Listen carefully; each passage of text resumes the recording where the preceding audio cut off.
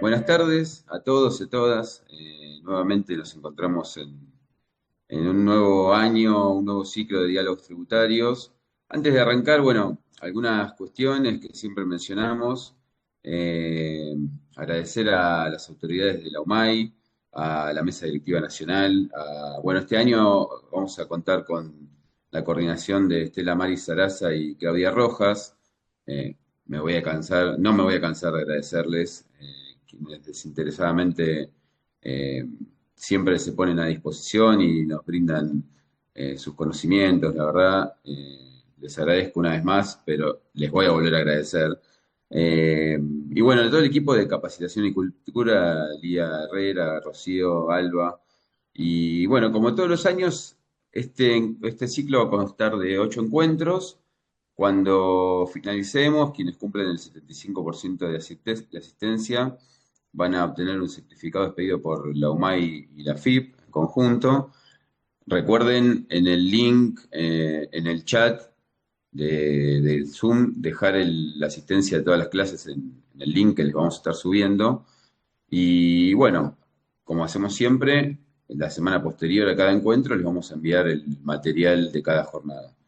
Contamos, como siempre, con traducción, subtítulos y lengua de seña para quienes lo solicitaron. Y bueno, como hacemos en cada encuentro, las preguntas que vayan surgiendo les pedimos que las escriban en el chat para al finalizar la exposición poder responderlas. Bueno, Estela, te dejo para que arranques con el tema de hoy y como siempre te digo, de verdad, de corazón y en nombre de toda la Mesa Nacional, tanto a vos como a Claudia, les agradecemos siempre por su predisposición con nosotros.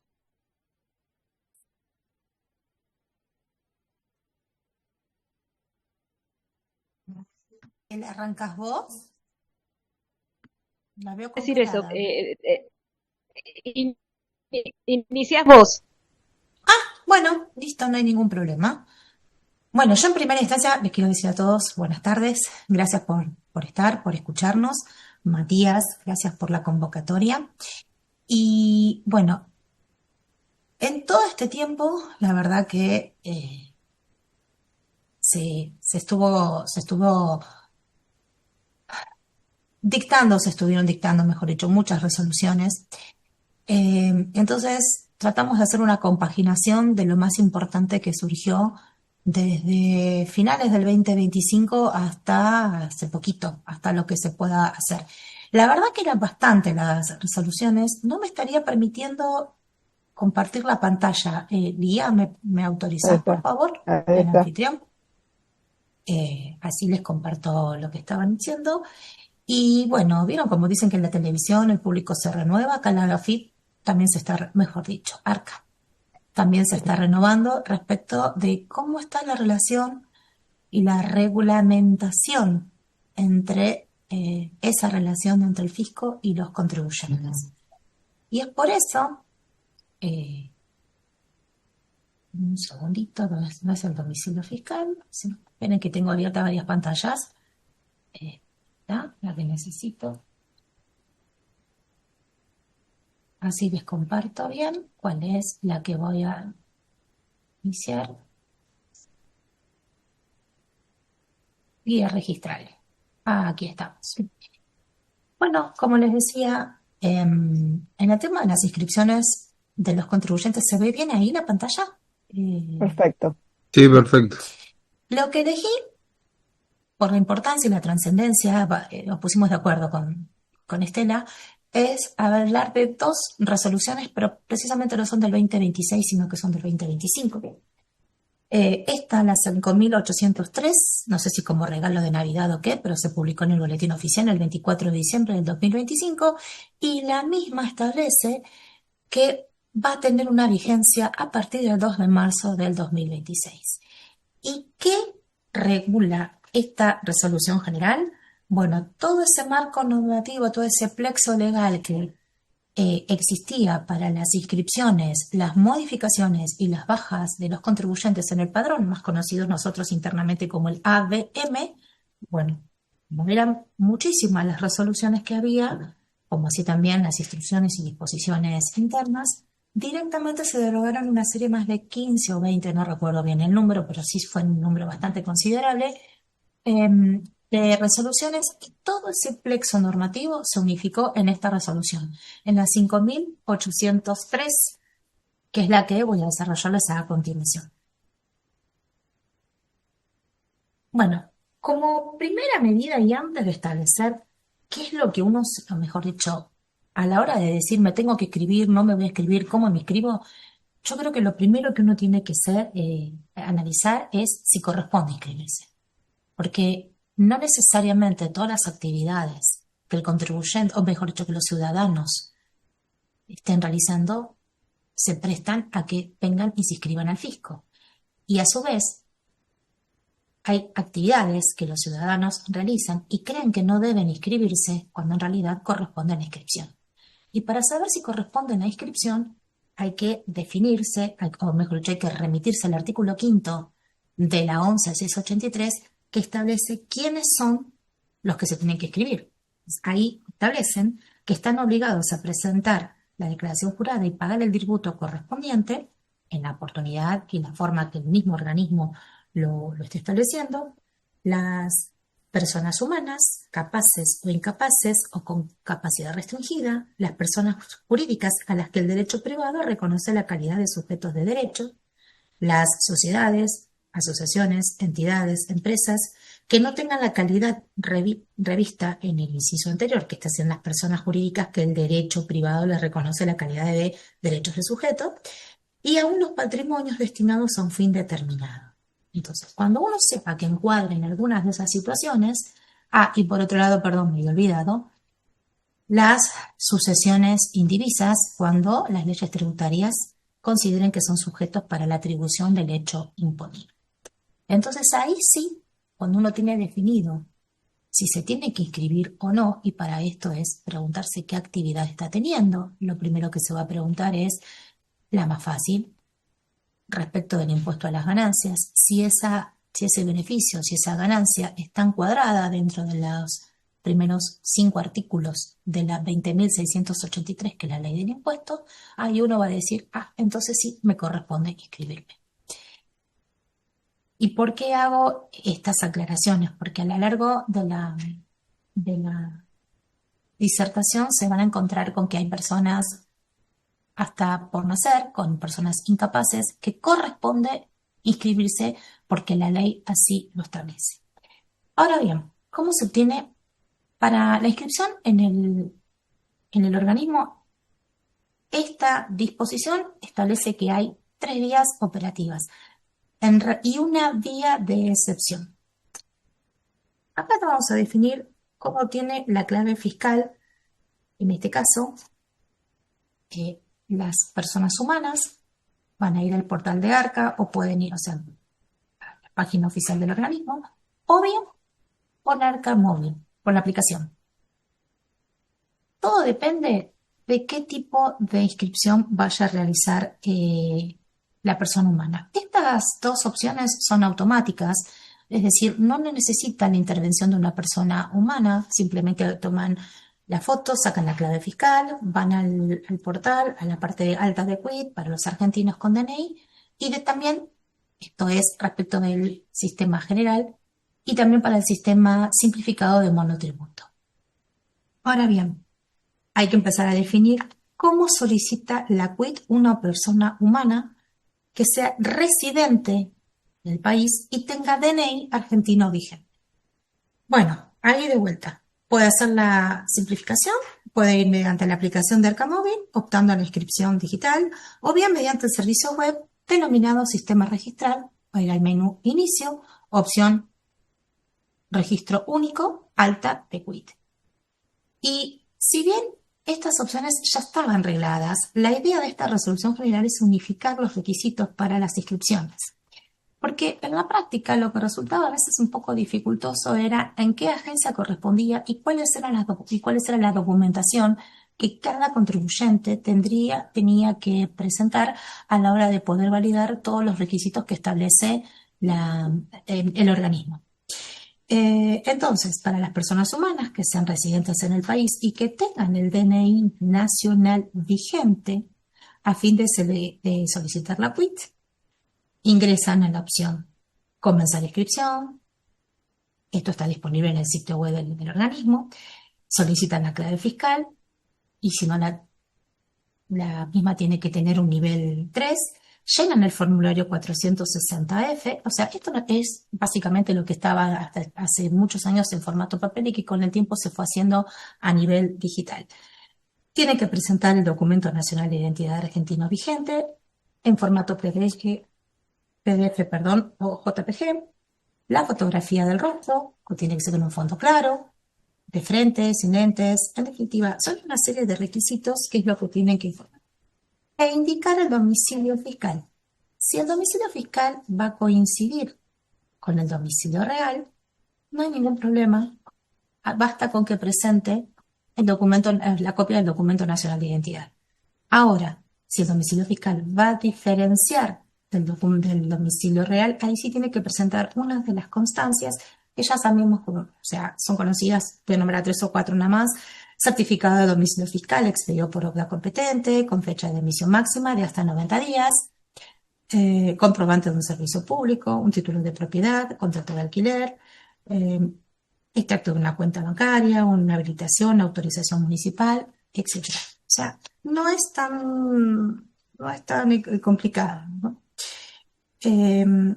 Y respecto de las personas, en caso de que no cuenten con ningún de estos comprobantes a su nombre, lo que puede presentar es un comprobante que esté al nombre del cónyuge, del conviviente o del padre, madre o tutor. Lo que sí se va a necesitar en estos casos, acreditar el vínculo. ¿Cómo acreditan el vínculo? Bueno, en el caso de ser el cónyuge, con el acta de matrimonio. Si es la pareja conviviente, con la presentación con el certificado de convivencia. Y si en caso del padre, del madre o tutor, lo pueden presentar directamente con la partida de nacimiento. Cuando se superan estas validaciones sistémicas, se va a designar el quit, ¿sí?, que va a tener el carácter de permanente. Y no se requiere ningún otro tipo de validación porque lo que yo dije al principio, y acá vemos en este cuadrito, se trata de personas residentes con DNI vigente. Y este DNI vigente, la validación ya está hecha por RENAPER. ¿Por qué digo vigente? Porque, bueno, cada DNI tiene una fecha de vencimiento y cuando uno en los últimos años se está haciendo el DNI por las actualizaciones, el RENAPER lo entrega en el domicilio que cada persona esté declarando que está haciendo el domicilio real. Entonces, como el domicilio se entrega, si lo tiene que recibir o titular o una persona mayor de 18 años, ya está validado ese domicilio y esa es la razón por la cual no se exige ninguna otra constancia. Ahora veamos estos casos de excepción, cuando son los extranjeros residentes que no tienen DNI vigente. Perdón, Claudia. Sí. Claudia, ¿podés levantar un poquito la voz porque se están quejando de que no se escucha bien? A ver. ¿Ahí? ¿Se escucha mejor? Yo te escucho perfecto. ¿Por qué subir más el volumen? No sé, porque no veo los mensajitos. ¿Ahí se está escuchando mejor? A ver, Yo escucho perfecto. Ok. Sí, mejor. Ok. Decía, respecto de los extranjeros residentes, pero que no tengan DNI, bueno, este procedimiento, si bien ya estaba contemplado, ahora se está todo unificando y aquí lo que voy a mencionar es que esta presentación, que este quit que se va a dar va a ser un quit provisorio. La validez va a tener de 2 años y hasta 10 días posteriores, 10 días hábiles administrativos posteriores a que este ciudadano extranjero residente obtenga el DNI argentino. Para ese caso también va a tener que, sí o sí, va a tener que hacer la presentación digital, va a seleccionar el trámite alta de quit, personas humanas, situaciones especiales mediante una presentación digital y va a detallar los motivos de la presentación y adjuntar la siguiente documentación. El formulario 460F, donde va a completar los puntos 1 a 5 y estos puntos son los datos de identificación, los datos referenciales, el domicilio fiscal, el domicilio real y otros datos como son el correo electrónico y el teléfono. Estos 5 datos que estoy mencionando en todas las presentaciones se tiene que hacer. Por supuesto, como es un ciudadano extranjero, va a necesitar o adjuntar, mejor dicho, el documento a la cédula de identidad del país de origen, de frente y de dorso, o el pasaporte. Y el certificado o el comprobante de vigencia que acredite el número de expediente asignado por la Dirección Nacional de Migraciones, donde conste el carácter de su residencia. Porque obviamente no se le va a dar un quit a una persona que no haya tramitado previamente la residencia. La fotografía del rostro y una constancia de domicilio. Ahora bien, como esta persona no tiene el código único de identificación laboral y la clave fiscal, va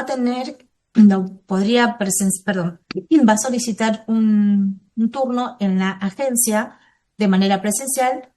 ¿Y en qué agencia? En la agencia que corresponde de acuerdo al domicilio fiscal que esté declarando. Acompaña toda la documentación y en la medida que la agencia haga la validez de toda la documentación que esté presentando, va a obtener la quit. Y esta quit, insisto, va a tener una validez de 2 años. Ese es el tiempo máximo que tiene el ciudadano de regularizar su situación y gestionar el DNI argentino. Y hasta los 10 días hábiles posteriores a que el RENAPER le otorgue un DNI argentino. Y acá, en este caso particular, una vez que se obtiene el DNI, lo que se sugiere es que este ciudadano haga la unificación de quits, porque cuando se otorga un quit a un ciudadano extranjero sin documento argentino, tiene un número diferente del que va a tener después que cuando tenga un DNI nacional.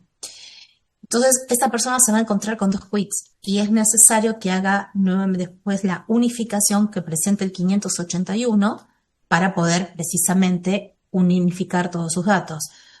Pensemos que esta persona va a tener desde el otorgamiento de la quit y hasta que tenga el DNI argentino, un quit provisorio, va a tener documentación con ese quit y a la hora de exteriorizar su declaración jurada, como que va a tener documentación que estaría siendo inconsistente. Entonces, por eso es lo que tiene que unificar. Y el otro trámite es los residentes que están en el exterior. Y acá uno se podría decir por qué alguien que está en el exterior estaría queriendo sacar un quit. Bueno, simplemente porque, si uno recuerda el artículo 1 de la ley del impuesto a las ganancias, dice grava a las ganancias de fuente argentina para los residentes y también grava por las ganancias de fuente argentina para los no residentes. Entonces, en esos casos, el residente también tiene que hacer la presentación, pero acá particularmente la va a hacer a través de un representante o a un tercero debidamente autorizado, quien va a ingresar al servicio web a través de presentaciones digitales, va a seleccionar alta de quit, personas humanas, situaciones especiales y también va a detallar los motivos por la presentación. La documentación que va a presentar es el pasaporte y la documentación del representante local. ¿Y en dónde se va a inscribir? Se va a inscribir en la agencia donde esté designado ese representante. Si bien el turno lo tienen que sacar vía web para presentar todo, en el supuesto caso de que no se haya solicitado y se concurra a la agencia, usualmente las agencias también están haciendo la excepción y los están atendiendo. Ahora, también puede ocurrir, supongamos que en el caso de que sea un director de una sociedad anónima y que de manera transitoria esté en el país y quiera ir él concurrir de manera presencial, también lo puede hacer. Si bien la normativa dice que tienen que pedir un turno web de manera previa, si se presentan en la agencia, esto lo consulté con 4 agencias, me dijeron que los van a recibir de la misma manera.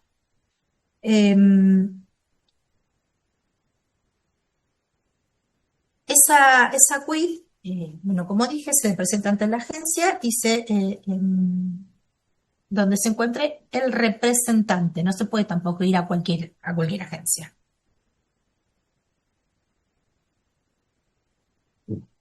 Y una, que se me trabó a mí la pantalla que no me está bajando. Minutito, chicos, que no me está bajando y se me trabó el mouse y no me está permitiendo bajar. Y ustedes ven la pantallita porque a mí se me puso toda blanca. Quedó como con neblina. Exacto. Sí, Está tildada. está como tildada y no puedo seguir bueno, mostrarles lo que seguiría hablando. Esperen que por encima me dice que el Adobe no me estaría respondiendo. Yo quería seguir bajando y no me estaba permitiendo. Bueno, igual sigo. Otra de las solicitudes de quit que regula esta resolución general es la sucesión, en el caso de las sucesiones indivisas. Acá pueden pasar dos cosas. Que ves que el causante haya tenido una quit, que en ese caso no se estaría solicitando, porque ya está, es la misma, pero también puede ocurrir situaciones en donde el causante no tenía la quit y sea necesario solicitarlo. Entonces yo pregunté, por ejemplo, ¿en qué casos? En el caso supongamos, una persona o el causante tenía un inmueble que no estaba siendo explotado y por lo tanto trabajaba inclusive bajo relación de dependencia y no necesitaba tener una quit. Ahora bien, la sucesión, los herederos todavía no se declaró, no se hizo la declaratoria de herederos, sigue siendo la sucesión indivisa, y deciden explotar ese inmueble. Entonces, en ese caso, necesitan la inscripción del quit porque tiene que hacer el recibo o la factura correspondiente, independientemente del tratamiento que el alquiler de ese inmueble tenga después en el impuesto a valor agregado o en el impuesto a las ganancias. Y sigo estando, me parece que voy a intentar compartir la pantalla y volver a hacer, porque no me está dejando, está todo tildado y no puedo seguir. Bueno, pero en el caso de la sucesión indivisa, como les dije, quien va a solicitar este quit en caso de no tenerla va a ser el administrador judicial o el extrajudicial. Ahí ingresarán de vuelta al servicio web, presentaciones digitales, van a seleccionar el trámite sucesiones, alta de quit, vinculación de clave fiscal, cancelación de inscripción y otros. Y ahí van a indicar los motivos de la presentación y van a juntar la documentación que corresponda. De vuelta van a hacer el formulario 460F de los puntos 1 a 5, que hace ratito les nombré, donde están todos los datos de alguna manera identificatorios. Tienen que presentar el documento de identidad de frente y dorso del solicitante, el acta de defunción o la declaración de ausencia con la presunción de fallecimiento. Si se tratase del administrador judicial, tiene que presentar la copia de la designación debidamente certificada, y en el caso de tratarse de un administrador extrajudicial, tiene que demostrar el vínculo entre el causante que representa a la sucesión. Esto es el cónyuge o el conviviente supérstite, los herederos legítimos o los representantes legales, albaceas, etc. Nuevamente, los cónyuges mediante acta, los convivientes mediante certificado de convivencia emitidos por autoridad, y en el caso de los hijos o los herederos, mediante la partida de nacimiento.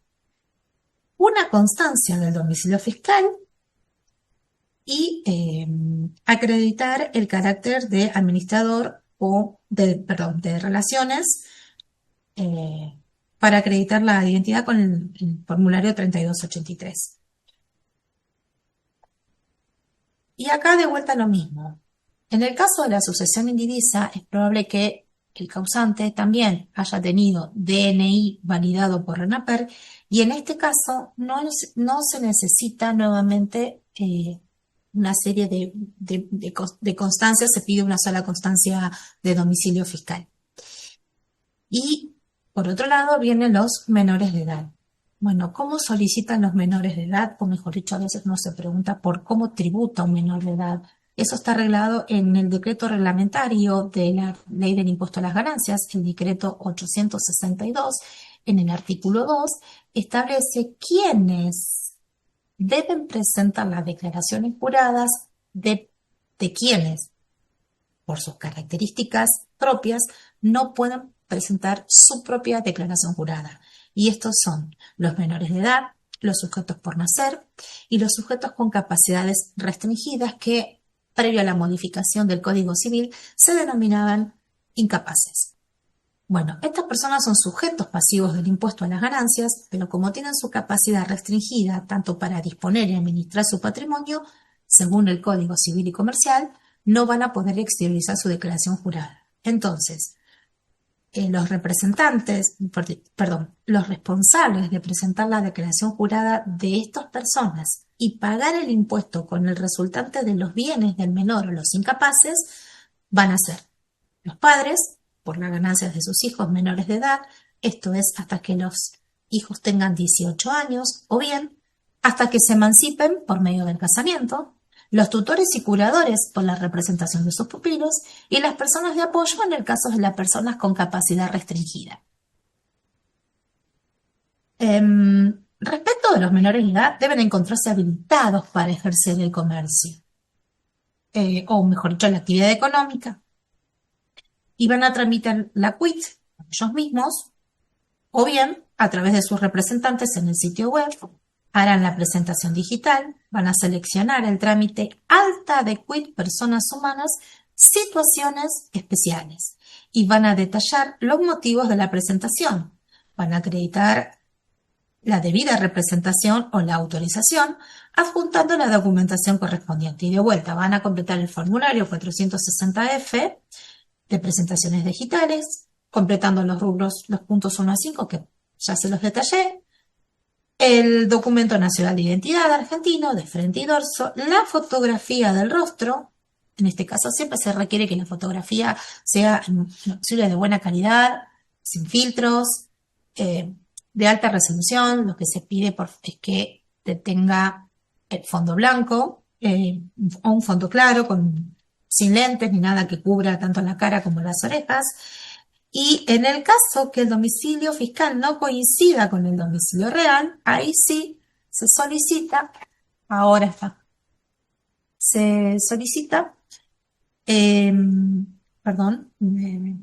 una constancia del domicilio fiscal. De esta manera, por otro lado, si se tratan de menores de edad, están habilitados para ejercer la actividad económica, hay que adjuntar la sentencia de habilitación de edad extendida por el juez o el documento análogo según la jurisdicción. O bien la autorización extendida por el padre, madre, tutor ante escribano público. Una vez que se obtiene la clave fiscal, el contribuyente deberá constituir el domicilio fiscal electrónico en los términos de la resolución 4280, siempre que no se encuentre constituido previamente, y así validar de acuerdo con lo dispuesto por esta misma resolución. Ahora bien, cuando son los casos especiales que requieren una presentación digital, y estamos refiriéndonos a las personas humanas o a las sucesiones indivisas. Respecto de la quit de las personas jurídicas y de contratos, aquí la cosa no cambió mucho y sigue siendo a través del representante de la sociedad o de un tercero. ¿Quién va a ser este tercero o este representante? Es en el caso de las de las sociedades anónimas, el presidente de la sociedad. En el caso de las sociedades de responsabilidad limitada, el gerente. Aquí el representante legal o el sujeto que esté debidamente autorizado va a acceder con su clave fiscal, tiene que tener un nivel de seguridad 3 o superior, y va a ingresar a la opción alta nueva persona jurídica, seleccionando el tipo de clave quit, y va a suministrar los datos que se detallan a continuación. Tiene que poner la forma jurídica, el dato adicional de la forma jurídica, la jurisdicción, porque puede ser Ciudad Autónoma de Buenos Aires, Provincia de Buenos Aires, Provincia de Catamarca, lo que fuere, la denominación de la sociedad sin la forma jurídica, la fecha de constitución, la vigencia, que por lo general es en años, 99 años, pero tranquilamente pueden ser 20, 50, lo que los integrantes de la sociedad hayan decidido. El mes de cierre de ejercicio, el administrador de las relaciones, el objeto social, código y fecha de inscripción otorgados por el organismo de contralor competente, en el caso de la Ciudad Autónoma de Buenos Aires, IGJ, dirección de personas jurídicas para la provincia de Buenos Aires, y el resto, les pido disculpas, no lo sé. Domicilio legal o fiscal, la dirección de correo electrónico y números telefónicos de contacto. También tiene que mencionar, o mejor dicho, completar el casillero con la composición societaria, la participación en el capital suscrito y su integración. Y si esta sociedad es una nueva sociedad, parte integrante de una sociedad controlada, controlante o vinculada, también los debe informar. Y que, por otro lado, en el caso de que la participación corresponda a personas jurídicas, se deberá informar su representante legal. También tienen que informar los directores, gerentes, administradores, síndicos y, de corresponder, los miembros del Consejo de Vigilancia. Bueno, esto se hace a través del servicio web, se procede a la constitución del domicilio fiscal electrónico, se deberá adjuntar la documentación de respaldo, esto es, el estatuto o contrato social, o en su caso, o en su defecto, el acta de directorio o el instrumento emanado por el órgano máximo de la sociedad, asociación o fundación, de acuerdo a la forma jurídica que estemos hablando de esta persona jurídica, donde se fije el domicilio legal. La documentación, ahora acá vamos a hacer dos situaciones. Por un lado es la constancia de inscripción ante los respectivos organismos de contralor, que esté todo en condiciones, porque para inscribir una sociedad, ahí, al menos en la Ciudad Autónoma de Buenos Aires, existen tres maneras, tres tipos de trámites. Un trámite de prácticamente 24 horas, un trámite que dura un poco más de tiempo y un trámite que 48, 72, y un trámite que es el menos costoso, que puede durar 15, 30 días, 60 días, depende. Y como nadie puede obligar a los contribuyentes o los integrantes de que hagan la sociedad por el trámite más rápido, puede ser que cuando hagan la inscripción tengan todo el trámite aprobado en el organismo de contralor, como no. En el caso de tenerlo todo ok, lo que tendrá que adjuntar en formato digital con extensión PDF es, y certificado digitalmente por escribano o por el organismo de contralor, la documentación que han presentado y que extiende este organismo de contralor. Si la documentación no está certificada digitalmente por escribano, al momento de confirmar el trámite, se debe solicitar un turno web para efectuar la presentación en soporte papel ante la dependencia que corresponda de acuerdo a la jurisdicción que otorgue el domicilio fiscal que vayan a declarar.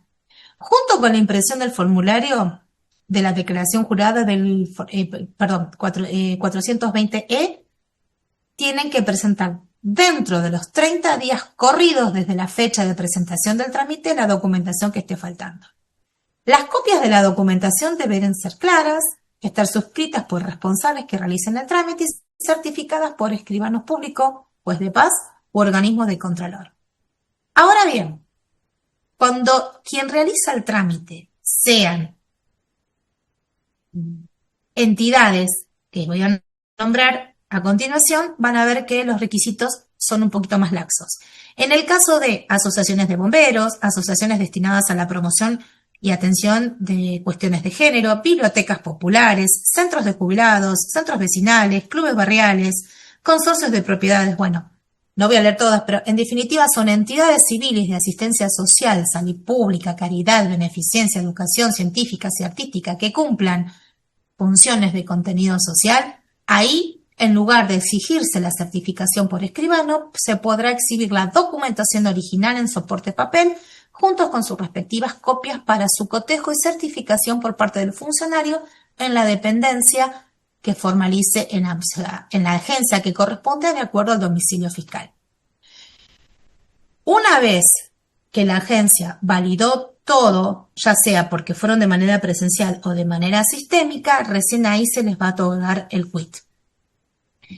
Y ahora uno dice, bueno, ¿qué pasa con las sociedades con esta inscripción pendiente? Las que no terminaron todo el mecanismo en el área en el organismo de contralor.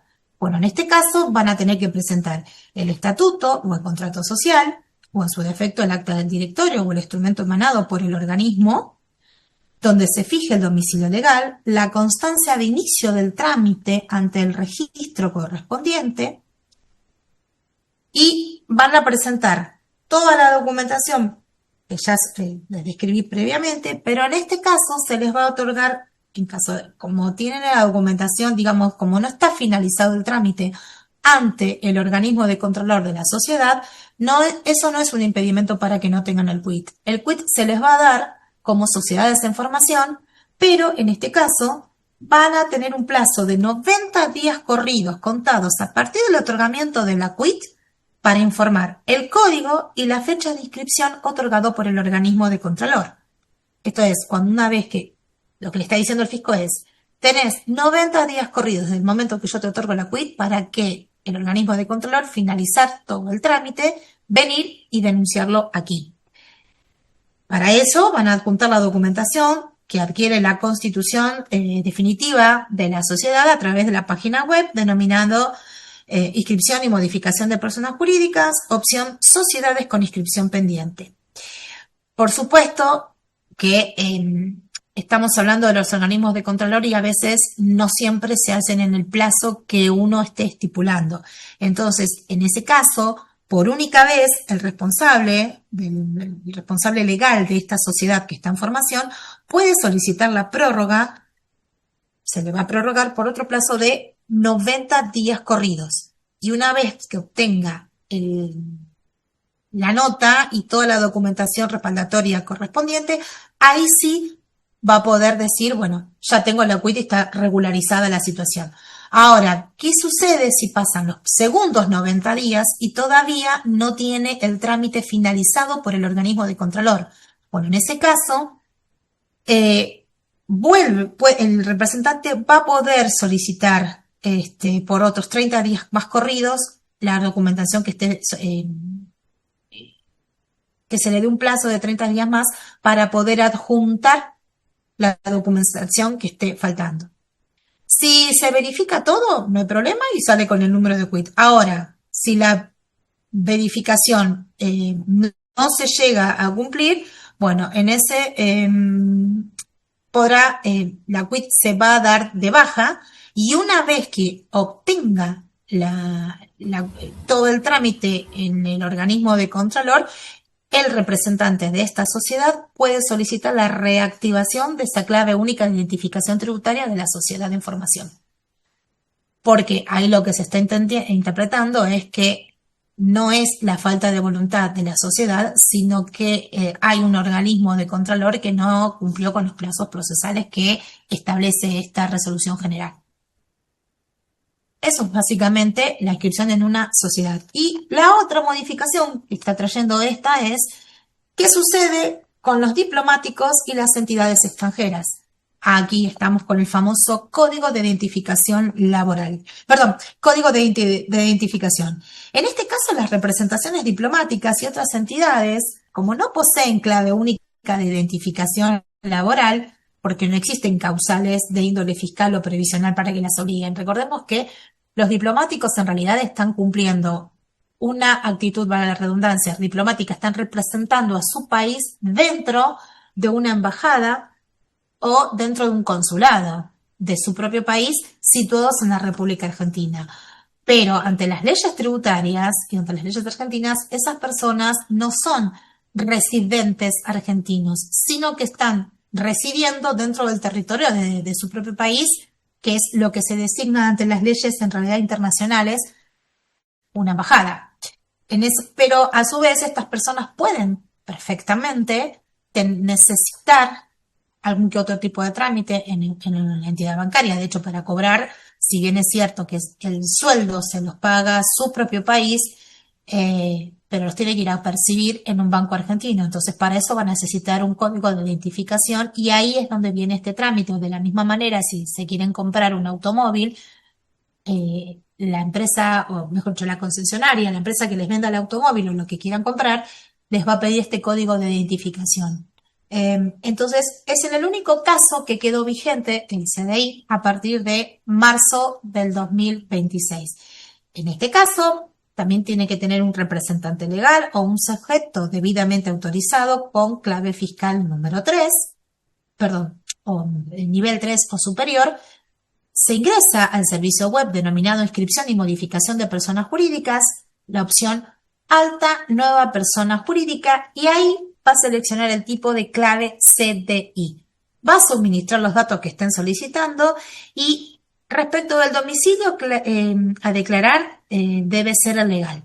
Y en caso de que la entidad se encuentre domiciliada en el exterior, va a tener que informar como tal el domicilio de su apoderado o del representante legal que tenga acá en la República Argentina. Si se detectan inconsistencias, el organismo va a requerir información complementaria y cuando esté todo perfecto, se validan, cuando está todo a nivel sistémico se valida, se obtiene el CDI. Una vez que tenga la clave de identificación, la solicitud de modificación de los datos, como por ejemplo la razón social, la fecha del contrato social o la forma jurídica, deberá ser efectuada por el representante legal o autorizado mediante las presentaciones digitales. Y a este fin, tiene que ir a la asociación Trámites, modificación de datos de personas jurídicas y detallar los motivos de la presentación y adjuntar la documentación que indique en el anexo 3 de la resolución, de esta misma resolución que es la 5803. Y todas las novedades, acá sí es importante, tienen un plazo de 10 días hábiles para producirse la misma. Ahora bien, ya habiéndoles descrito todas las facetas por las cuales se pueden sacar un quit o un CDI, hay que ver cómo las personas los contribuyentes dan el alta, en la actividad económica y el alta en los impuestos.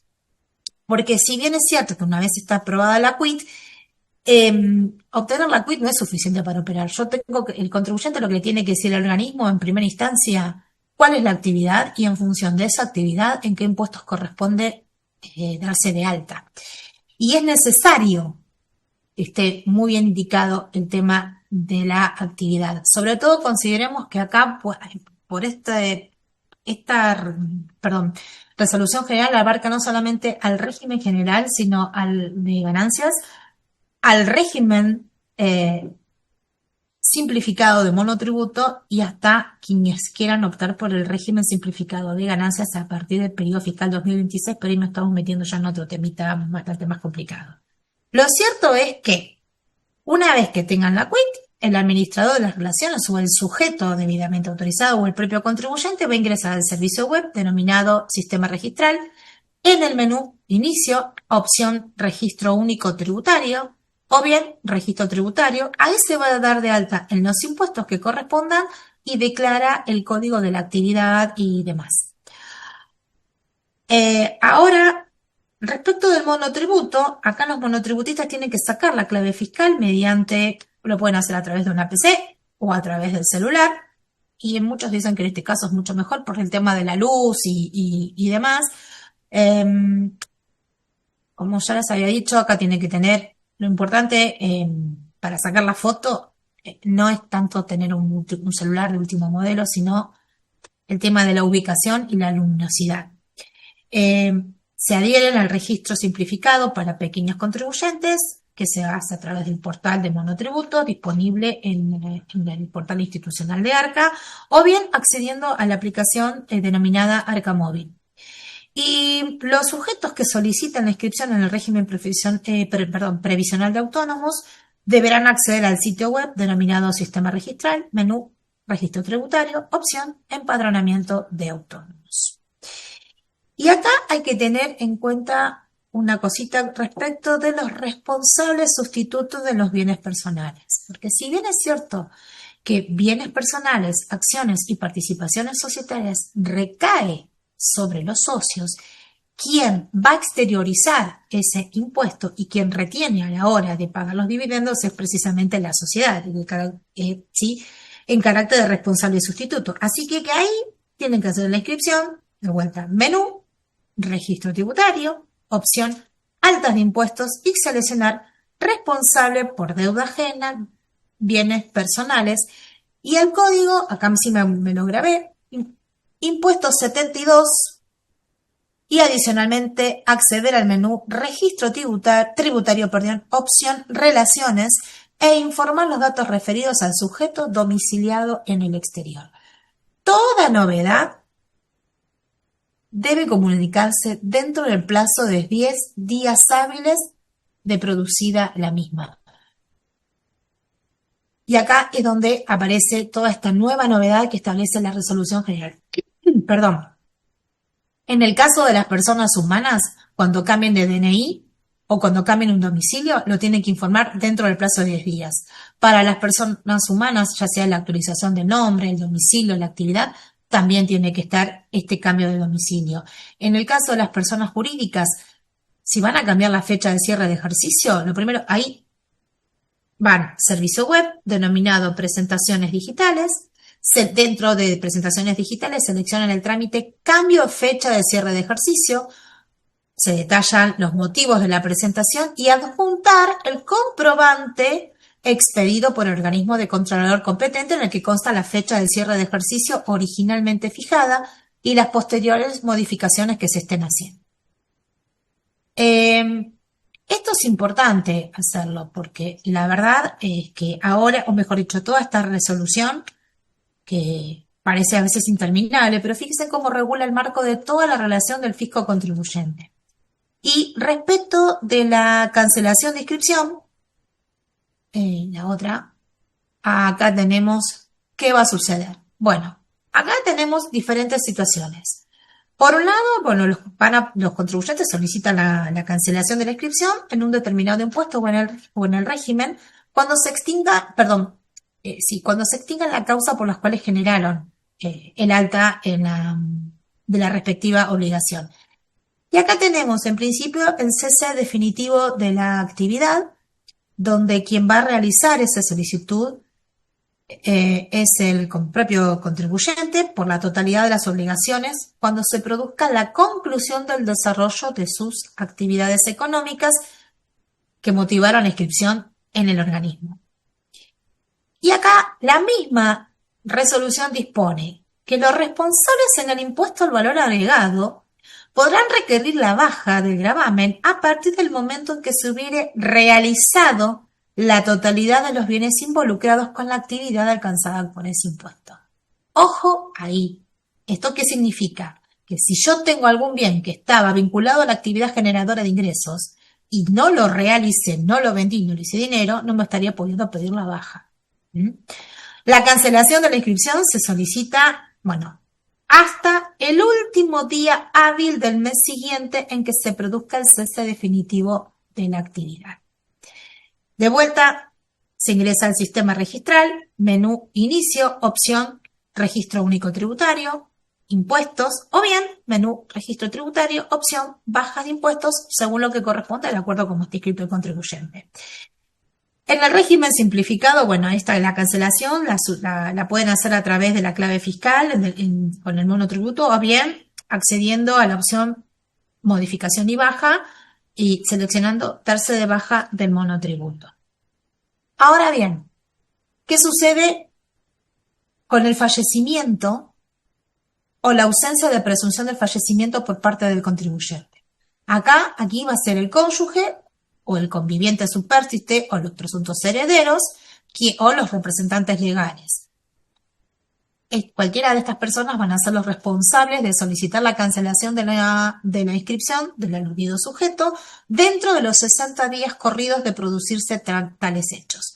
Para eso se va a hacer a través de presentaciones digitales, van a seleccionar el trámite sucesiones, altas de quit, vinculación de clave fiscal, cancelación de inscripción y otros, y van a detallar los motivos de la presentación y adjuntan la documentación que corresponda de acuerdo a lo que fuese.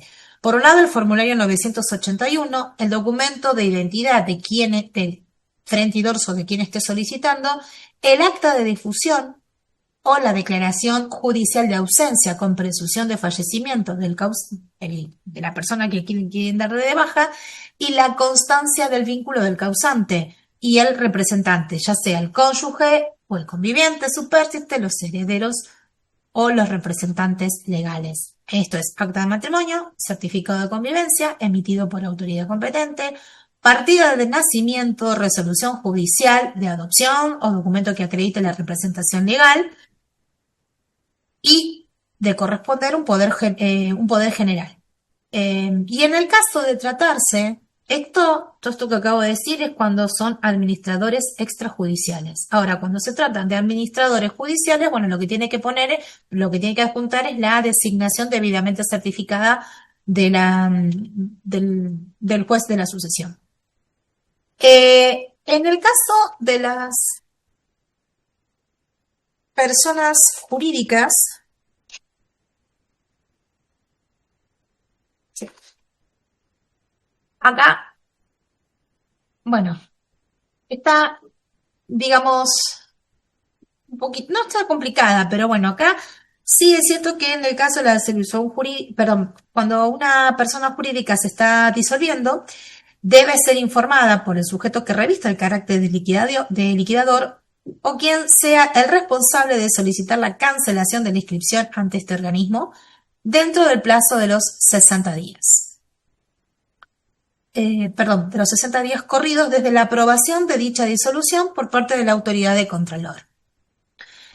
Ahí van a tener que acceder al servicio web, denominación, presentaciones digitales, seleccionar el trámite disolución de sociedades y detallar los motivos por los cuales se está solicitando esta baja y a su vez se tiene que adjuntar el formulario de declaración jurada, el 981, la documentación que acredite la liquidación y la cancelación de la inscripción de la sociedad ante el organismo de control competente, el acto de nombramiento del liquidador y su inscripción registral, las copias de los elementos mencionados, ¿no? Esto tiene que estar certificado por escribano o juez de paz.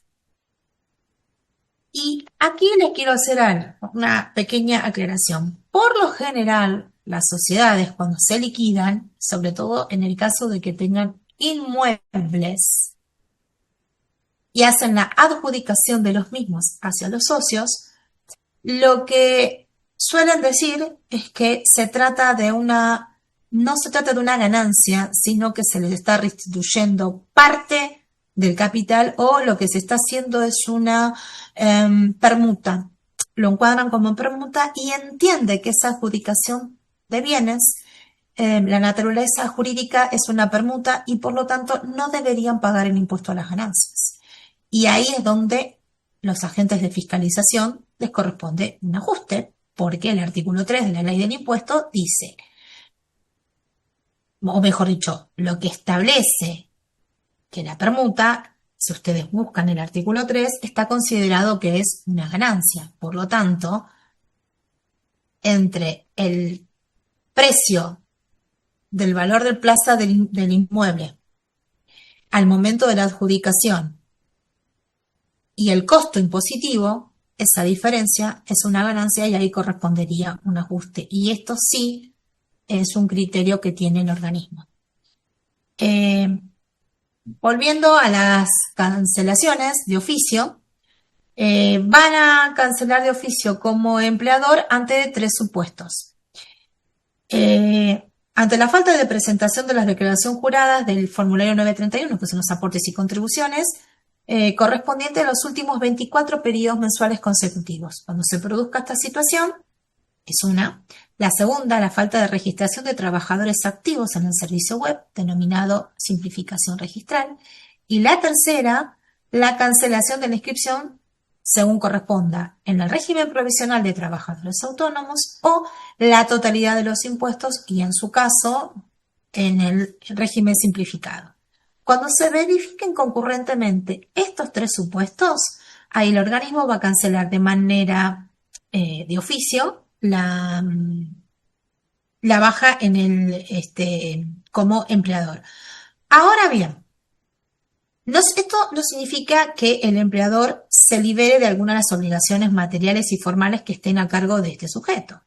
Es más, la cancelación va a quedar sin efecto de pleno derecho en el caso de que Arca realice una fiscalización al empleador y de ella derive un ajuste de los tributos que estén a cargo del empleador. O bien, cuando se haya dictado una resolución administrativa, contencioso administrativa o judicial en la que se determinen tributos adeudados, aunque estuviera impugnada, recurrida o apelada. Esto lo estoy leyendo textualmente de la resolución porque la verdad a mí me sorprendió de cómo se dan este tipo de bajas y cómo se puede reactivar. Y me quedó me subís un cachito, la pérdida de la condición de residente. Sí, ahí está. Bueno, en este caso, la cancelación también se puede dar ante la pérdida de la residencia. Y en este caso tendrán que informar con carácter de declaración jurada el domicilio en el exterior a través del servicio web denominado sistema registral, menú registro tributario, la opción domicilio. En el ítem declaración de otros domicilios, bueno, ahí ponen el domicilio, el contribuyente va a tener que poner el domicilio del exterior. Informar la residencia en el extranjero mediante el citado servicio web, registro tributario, la opción domicilio, residencia en el extranjero, adjuntar en un archivo formato PDF que contenga la copia de los elementos que establece la Resolución General 4236.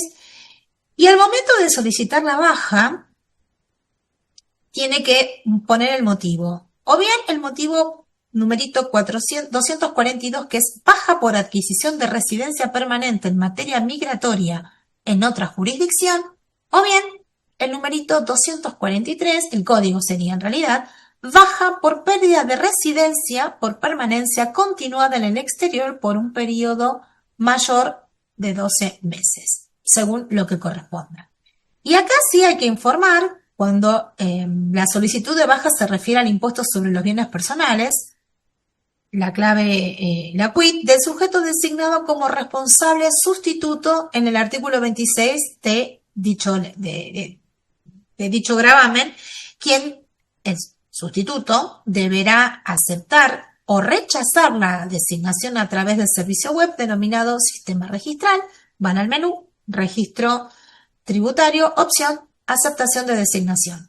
Y para que el organismo procese la solicitud de cancelación de inscripción, es condición necesaria que el sujeto informado, como responsable sustituto, acepte su designación a través del procedimiento.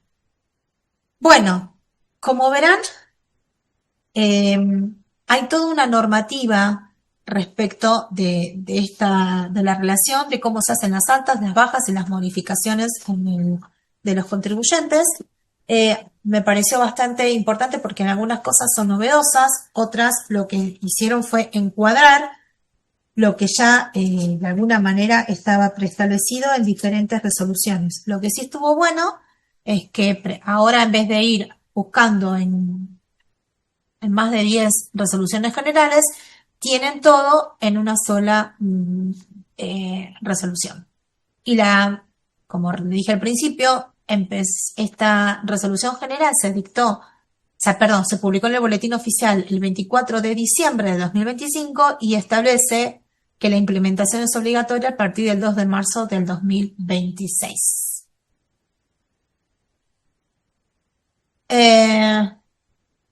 Y ahora, esperen que falta la otra resolución, que es la del domicilio fiscal, que es más cortita, y así ya la completamos. No sé qué hora es, si no, les dejo la resolución y empezamos Dale, ¿te parece, Clau?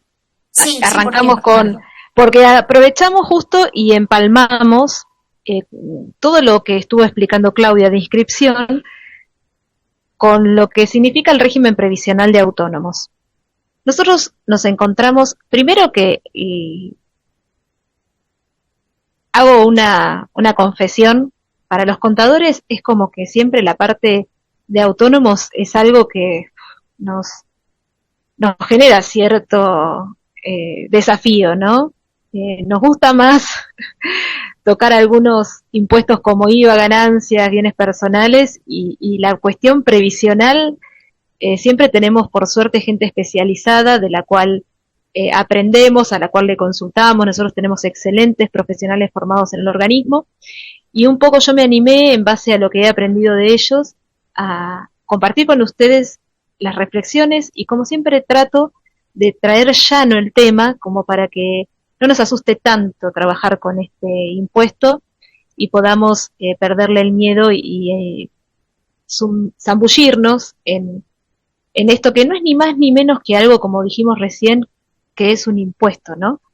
Nosotros sabemos que partimos, para hacerlo más sencillo, de que en el organismo trabajamos con tributos, trabajamos con impuestos.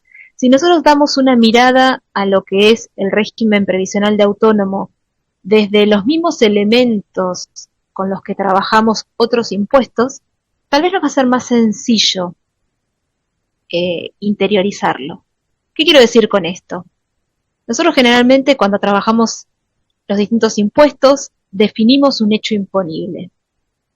Nosotros sabemos que en el IVA es compraventa de cosas muebles, locaciones de servicio, prestaciones de servicio, locaciones de obra. Cada impuesto tiene determinados elementos que definen, a partir de una ley, que es uno de los principios constitucionales de los impuestos, la legalidad, distintos elementos que nos ayudan a saber cuándo una actividad, como decía Claudia hoy, cuándo una actividad económica tiene que tributar, cuándo hay que inscribirse, bajo qué condiciones, a partir de cuándo, en qué momentos no corresponde la inscripción. Y en el régimen de autónomos partimos de que la ley que justifica, fundamenta este impuesto es la ley 24.241, que es la ley del Sistema Integrado de Jubilaciones y Pensiones, y que nosotros la mencionamos generalmente por todo lo que hace a los aportes y contribuciones bajo el régimen de relación de dependencia. Y una primera parte de esa ley define justamente este hecho imponible, ¿no? Las situaciones donde existe trabajo en relación de dependencia. Y nosotros lo definimos como el inciso A del artículo 2 de esta norma, y en el inciso B aparece el hecho imponible que define a este régimen previsional, que yo me tomo el atrevimiento de sintetizarlo rústicamente, perdón, quienes trabajen, la intención justamente es traer sobre la mesa y desmenuzar lo más sencillo posible un tema que entiendo, hice una reflexión personal que nos trae generalmente inquietudes o dudas, pero es el trabajo justamente, y en qué condiciones el trabajo en forma autónoma, independiente. Nosotros tenemos que tener bien claro esto. Si no existe una dedicación, una puesta de fuerza laboral, una situación que acredite que una persona está realizando una actividad productiva, no va a estar la obligación de inscribirse en el régimen de autónomo. Hago hincapié y después lo vamos a repasar en algunas situaciones que siempre nos generan inquietudes sobre este tema. Entonces, una de las primeras cosas que nosotros tenemos presente es que el contexto legal al día de hoy es la ley 24.241. Esta ley tuvo algunos antecedentes, por ejemplo, la 18.038, que fue reemplazada por esta última norma que organizó el Sistema Integrado de Jubilaciones y Pensiones, pero que todavía queda en forma residual para interpretar o para dar lugar a algunas cuestiones que quizás no están específicamente enunciadas en la 24.241. Y que claramente, también otro tema que quería que compartamos en este espacio, es que tiene, más allá de lo que es el efecto recaudatorio, todo lo que es el régimen de seguridad social, para nosotros, tiene una vinculación con contingencias de la persona, ¿no? Originalmente los regímenes de seguridad social en nuestro país nacen como para dar lugar a posibilidades que nosotros cuando hacemos reflexiones en materia de finanzas públicas siempre decimos, ¿no?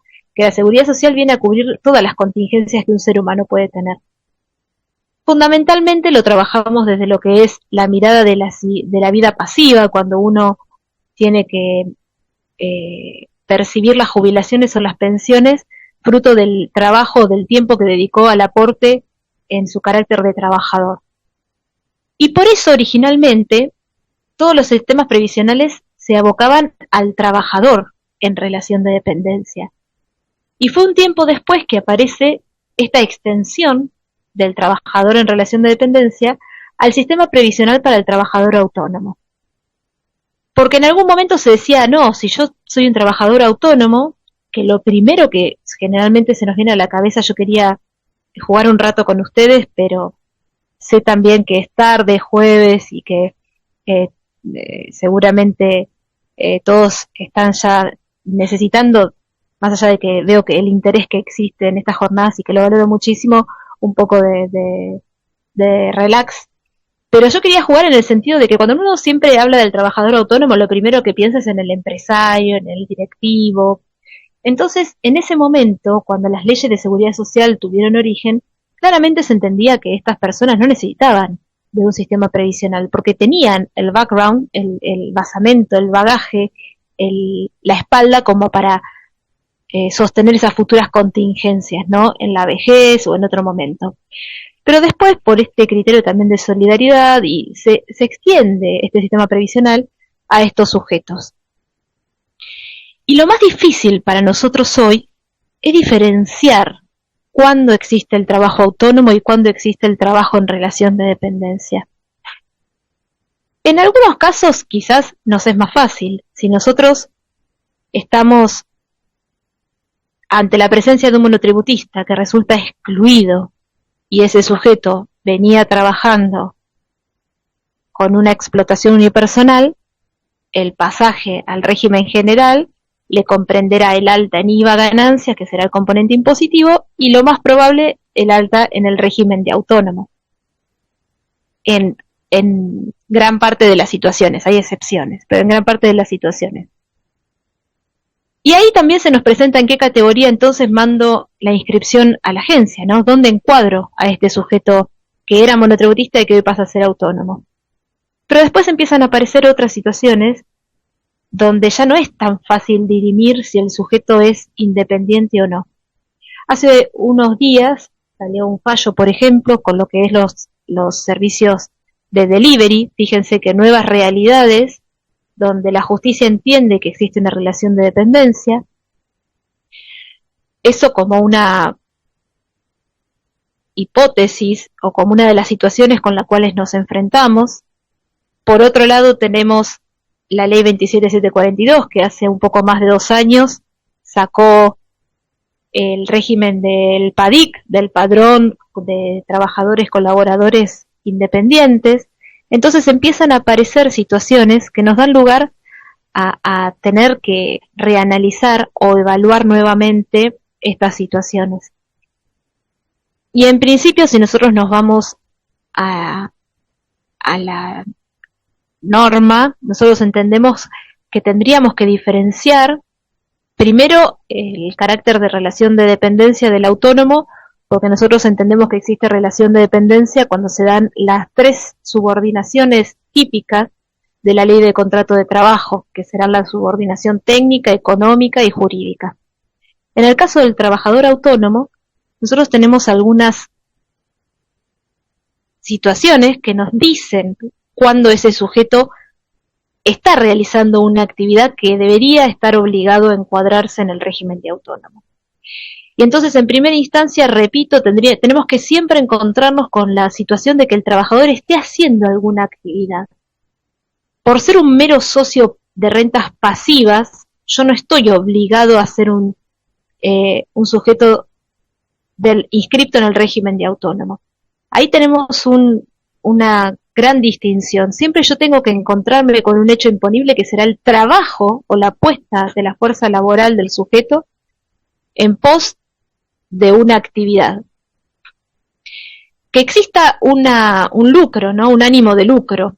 Y acá también se generan algunas inquietudes porque de golpe si yo soy director de una empresa y no cobro honorarios, ¿qué pasa con el ánimo de lucro? Y bueno, en realidad existe también un costo de oportunidad, ¿no? En ese no cobro que hace que la empresa genere un mayor valor que a la larga, siendo un directivo o un socio, voy a redituarme con esa puesta en común. Entonces hay un lucro implícito, no solamente tiene que ser evidente. Que exista una habitualidad.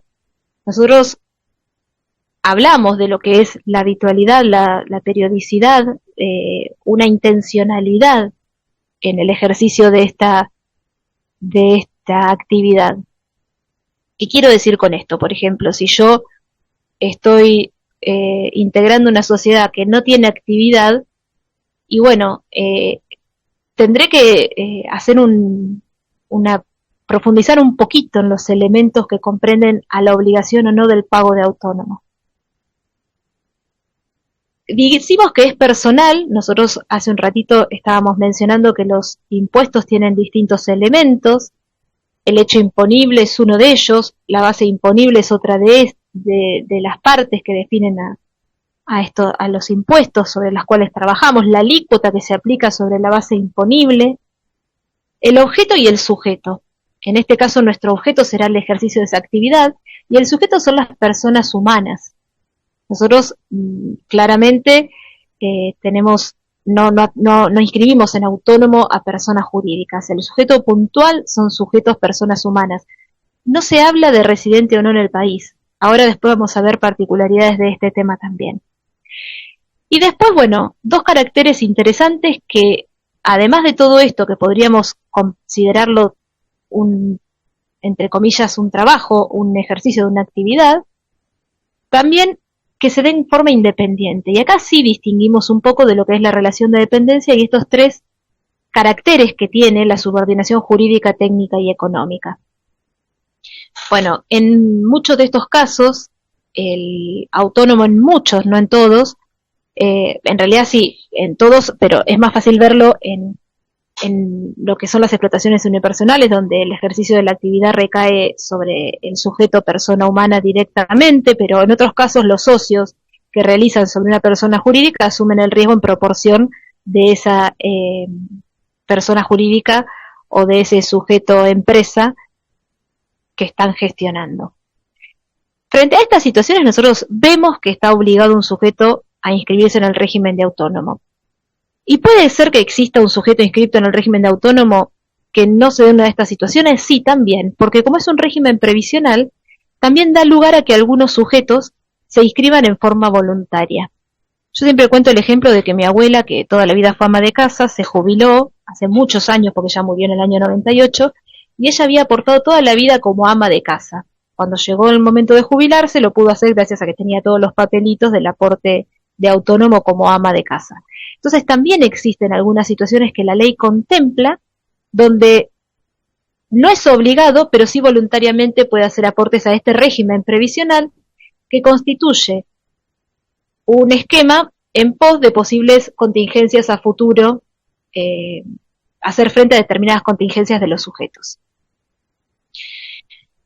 Nos sirve a veces, en algunos casos se habla de que lo que no es relación de dependencia es autónomo. Yo no lo comparto, algunos autores dicen esto, pero para mí la forma más fácil una de las formas de distinguirla es que en el caso de una persona en relación de dependencia, en las normalidades, no en casos extremos donde una empresa tenga que hacer determinadas suspensiones o porque tengo una crisis económica o etcétera, pero generalmente un sujeto en relación de dependencia tiene una remuneración independiente de lo que es el camino, el vaivén que sigue esa explotación por la cual trabaja. En cambio, distinto es en el caso del trabajador autónomo, donde su puesta de trabajo de fuerza laboral a favor de la empresa dirige el camino al cual se dirige esa organización y también afronta las consecuencias de esa gestión.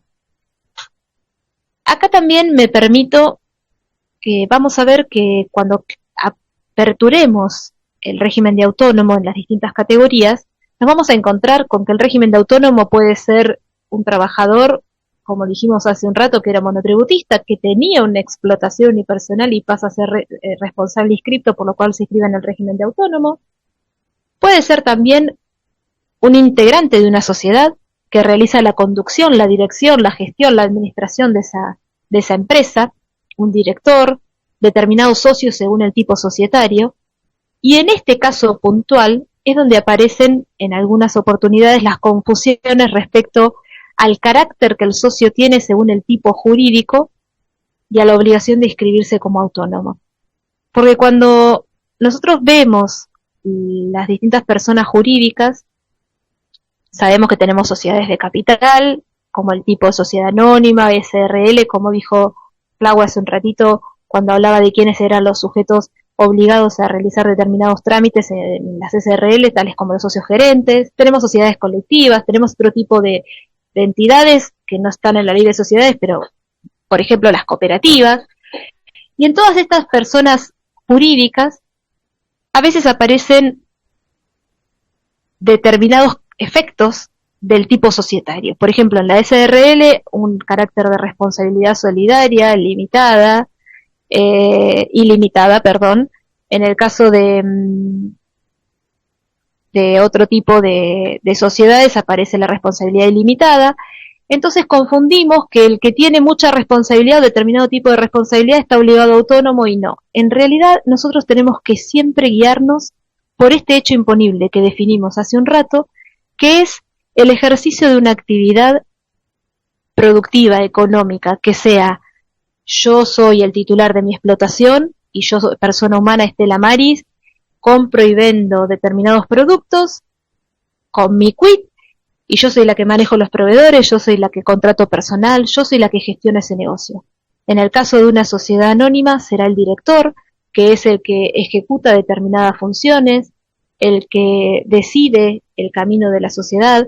En el caso de la SRL será el socio gerente, que es el que administra.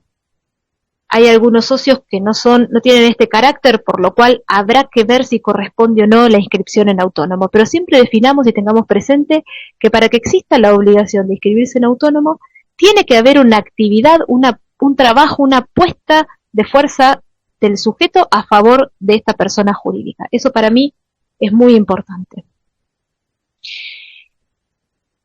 Y acá entonces podemos decir que el autónomo obligado, el que yo sí le voy a poder exigir, voy a poder encontrar autónomos que están inscriptos en carácter voluntario, pero el que yo sí le voy a poder exigir esa inscripción, serán los que realicen alguno de los hechos imponibles que la ley especifica y que son 4 categorías. El que dirige determinadas empresas, el que realiza la conducción, la administración de determinadas empresas, depende del tipo de sociedad, que también puede no ser una sociedad, puede ser una cooperativa, pueden ser otro tipo de asociaciones, pueden ser asociaciones civiles.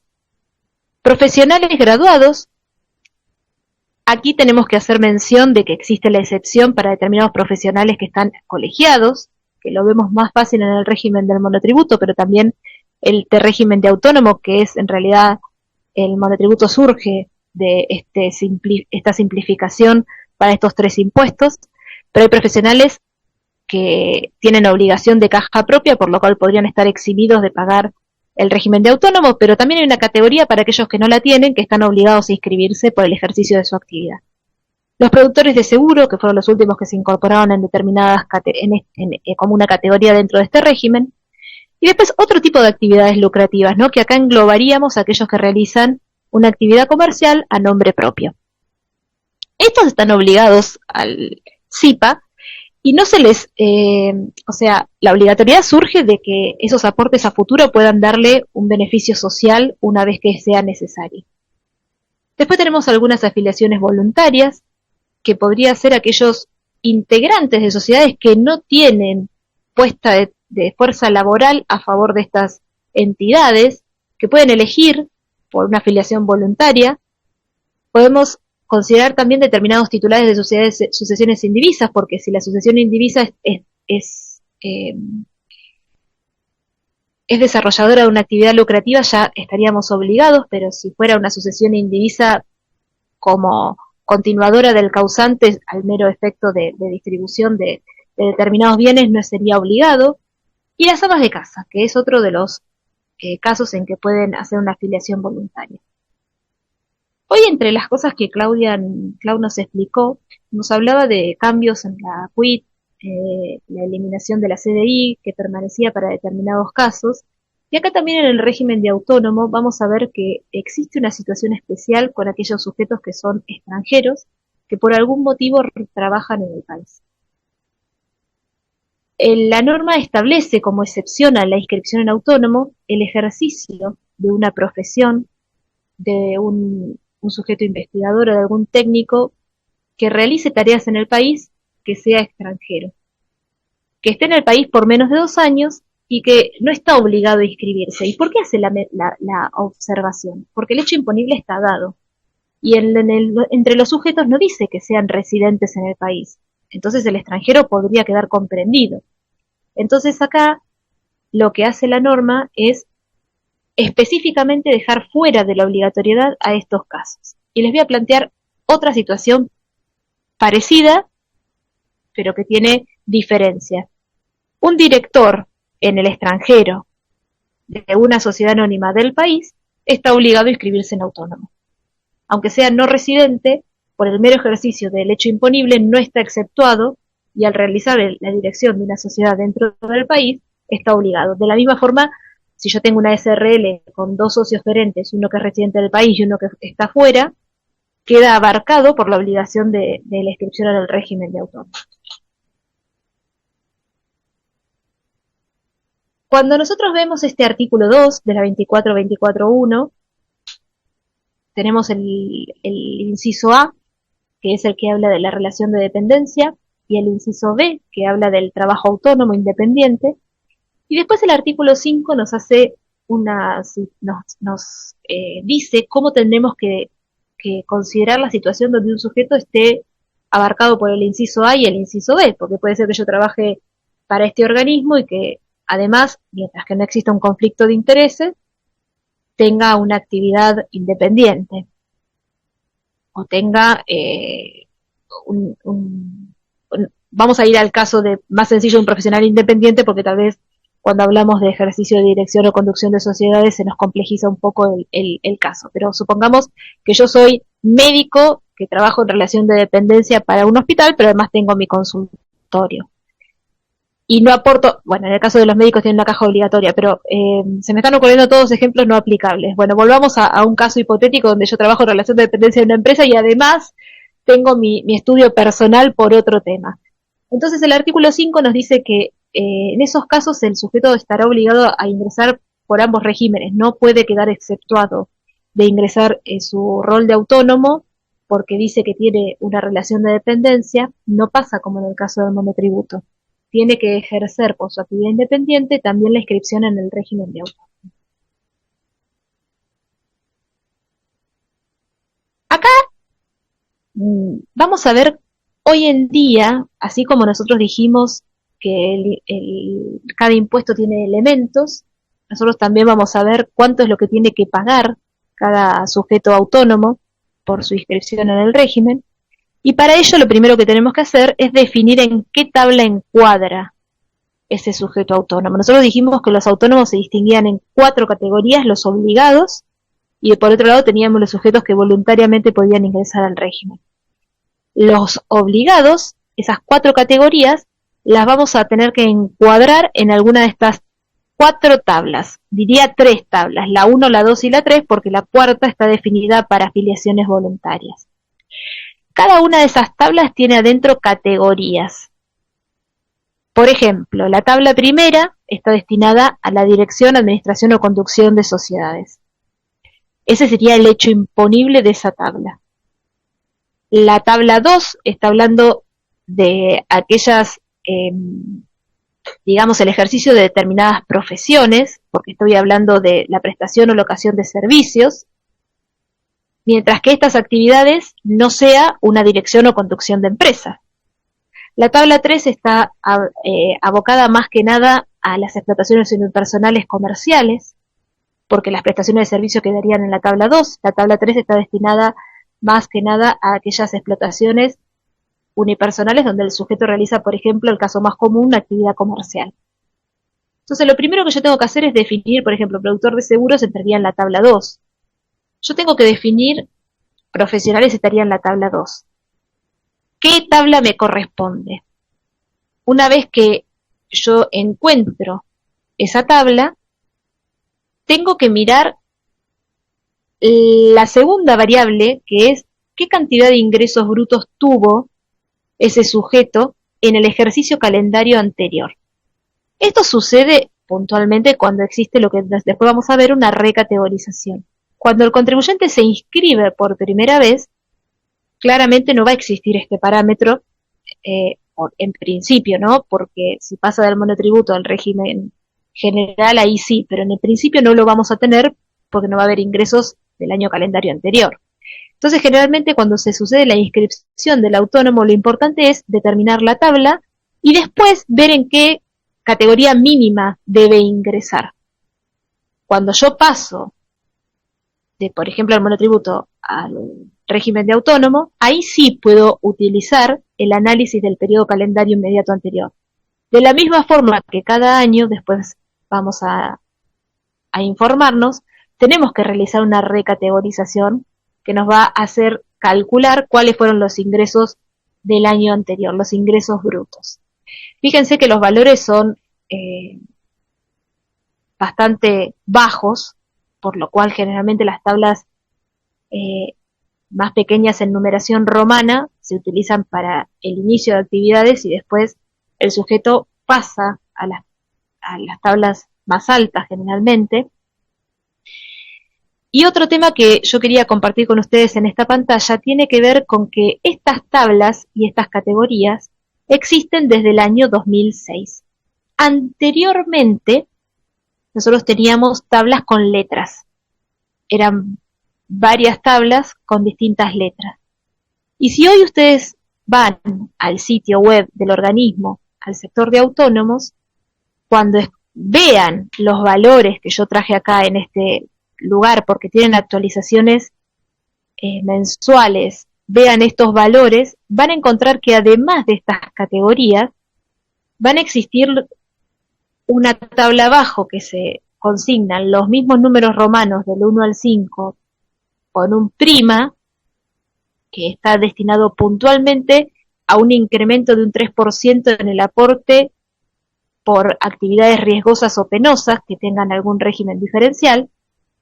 Pero además también van a encontrar las tablas que yo les mencionaba de la A en adelante, son 15 tablas que estaban vigentes con anterioridad al 2006. Y ustedes van a decir, ¿por qué todavía se publican estas actualizaciones de tablas que tienen tantos años hacia atrás? Nosotros tenemos que tener presente que en materia de seguridad social la prescripción es de 10 años, cuando es lineal, porque pueden existir suspensiones o interrupciones, y la cobranza de estos impuestos lleva su tiempo. En algunos casos también el pago se dilata en el tiempo y se utiliza para obtener o para el sujeto puede hasta pagar periodos prescriptos con la intención de lograr la cantidad de años que necesita para un régimen jubilatorio. Entonces todavía estamos utilizando el esquema anterior. Todavía cuando el sujeto viene y tiene quizás la intención de regularizar no solo periodos prescriptos, sino periodos no prescriptos que tenga en situación de cobranza, tiene que utilizar la tabla anterior, que era la que regía en ese momento. Entonces todavía tenemos estos valores porque se continúan dando vueltas con casos donde está el sujeto autónomo en el marco de ese régimen anterior. Nosotros vamos a ver que la tabla de afiliaciones voluntarias, por ejemplo, comprende a los menores de 18 a 21 años, a los jubilados, porque los jubilados que reingresan a la actividad, así como el monotributista que reingresa a la actividad, continúa pagando el régimen de autónomo, no paga más la obra social porque ya tiene una obra social por defecto que en el régimen nacional es PAMI, pero tiene la obligación de, en este régimen solidario, volver al pago del autónomo. Y en el caso del sujeto independiente que realiza una actividad laboral, también la reinserción como jubilado a esa actividad independiente o el mantenimiento una vez jubilado de esa actividad independiente, lo obliga a continuar aportando este régimen solidario, aunque en algunos casos no va a mejorar su jubilación, pero tiene esta obligatoriedad. Y las amas de casa también, estos tres casos tienen la tabla 1, que será igual que la de los sujetos que tienen locaciones y prestaciones de servicio, la tabla mínima, y que los sujetos que tienen alguna explotación unipersonal. Lo marco porque justamente la categoría 1, como verán en este esquema, es la que menor valor tiene. Al día de hoy son casi 70.000 pesos que tiene que pagar una persona para tener un aporte regular en esas situaciones en el régimen de trabajador independiente. Después las categorías más altas ya llegan a valores de 300.000 pesos, que, como les decía hoy, se incrementa un poquito cuando es una categoría 5 prima, porque tiene un incremento de, por ejemplo, fíjense, la categoría más baja de 68 pasa a 74, es un 3% adicional. Hasta ahora estamos viendo que quiénes son los que tienen que inscribirse en autónomo, cuál es el hecho imponible, distinguimos, identificamos claramente por qué se tienen que inscribir obligatoriamente, cuándo pueden optar por inscribirse voluntariamente, y más allá del pago todos los meses de esta obligación, que además les comento que existe un reintegro anual, el sujeto autónomo que paga los 12 meses calendarios completos, tiene un reintegro al año siguiente. Ahora no tengo presente, se me fue el número de resolución, pero bueno, después se las vamos a mandar con el material. Pero sí tiene la obligación de hacer una recategorización anual que se da en el mes de mayo, y que en el caso de que no la haga, mantiene o ratifica la categoría en la que está. Y en esta recategorización, si no tiene que cambiar de categoría, subir, a veces sucede también que puede ser que tenga que bajar. ¿Cuándo puede ser que tenga que bajar? Bueno, nosotros entendemos que para determinar la base imponible sobre la cual se aplica la alícuota que establece estos valores por categoría, tomamos lo que se denominan los ingresos brutos. Los ingresos brutos, que son todos los ingresos que tiene ese sujeto en el año calendario, que es más fácil verlo en una explotación unipersonal, quizás más difícil en el caso de los directivos, pero bueno, son los retiros que tenga ese director, son los honorarios que pueda cobrar, etc. Hay una situación que marca la RG 2217, que es una de las normas reglamentarias de la ley y del decreto 1566 del 2006, que establece que en algunos casos el sujeto puede recategorizarse en una categoría menor cuando el beneficio neto, que será el ingreso menos los gastos de ese año calendario, sea menor a un margen de utilidad del 30%. Entonces, en ese caso, lo que habilita la norma es que el sujeto se encuadre en una categoría inferior, que en la tabla 2 y en la 3 será la que usamos al inscribirnos, que no teníamos ingresos, y en la tabla 1 será la 3 o la 4, según en qué categoría nos encontrábamos, y es un beneficio que se le da al autónomo para colaborar quizás en esta pérdida de rentabilidad que tuvo en el año calendario anterior. Nosotros tenemos dos tablas para lo que son personas que realizan actividades por cuenta propia. Hay un dictamen que salió en el año 96 que aclaró qué sucede con la tabla 1 o con la obligación o la voluntariedad de inscribirse cuando yo realizo esta actividad, pero en el marco de una participación en una sociedad. ¿Qué quiere decir? De el ejercicio de una dirección, de una administración, de una conducción de una persona jurídica. Y acá entonces lo que hubo que hacer fue identificar los tipos societarios, y a veces es donde se nos empieza a confundir con la responsabilidad limitada, ilimitada, solidaria, mancomunada, etcétera. ¿Cómo lo resume este dictamen de la Dirección de Coordinación Operativa? Dice, en el caso de las sociedades civiles, todos los socios son obligados autónomos. Pero acá siempre volvemos al tema de que todos los socios que realicen alguna de estas actividades de administración, conducción o dirección de la sociedad. En el caso de las sociedades de hecho también entiende que son todos los socios, porque en principio en las sociedades de hecho es indistinta. Cualquiera de los socios de la sociedad de hecho puede gestionar ante el organismo, realizar acciones en nombre de la sociedad. Pero también sucede que en algunos casos, por ante escritura pública se determina que no van a ser todos los socios, que hay uno específico que realiza la administración. Entonces ahí empiezan las discusiones entre lo que es el fisco y el contribuyente, y la justicia determina, en algunos casos que hay varios fallos, establece que no son todos los socios, porque hay uno puntualmente que tiene el carácter de administrador dentro de la sociedad de hecho. ¿Por qué? Y porque trae prueba cierta, contundente, de que el resto son integrantes, pero, bueno, nosotros igual seguimos hablando de las sociedades de hecho, pero recordemos que en el año 2015 cambió a través de lo que es la reforma del Código Civil. En las sociedades colectivas sigue la misma suerte todos los socios, porque también se entiende que es indistinta la administración de los socios colectivos. Y después tenemos algunos casos, como por ejemplo las sociedades anónimas, donde el director de la sociedad siempre es autónomo obligado, siempre, independientemente de que cobre o no remuneración por esta tarea, siempre que haya una habitualidad en el ejercicio. Si la sociedad no tiene actividad económica, bueno, se entiende en principio que no habría un ejercicio de una administración o conducción, pero bueno, son casos excepcionales donde es muy importante que la fiscalización se muna de las pruebas para entender si corresponde o no. Y después hay otros socios, por ejemplo, accionistas dentro de la sociedad anónima, que acá también tenemos que analizar. La norma dice que están obligados a pagar autónomo aquellos que tengan una participación en el capital superior al promedio. Y yo les agrego, siempre y cuando ejerzan determinadas actividades dentro de la empresa. Si es un socio mero, rentista, pasivo, un accionista que solo cobra sus dividendos,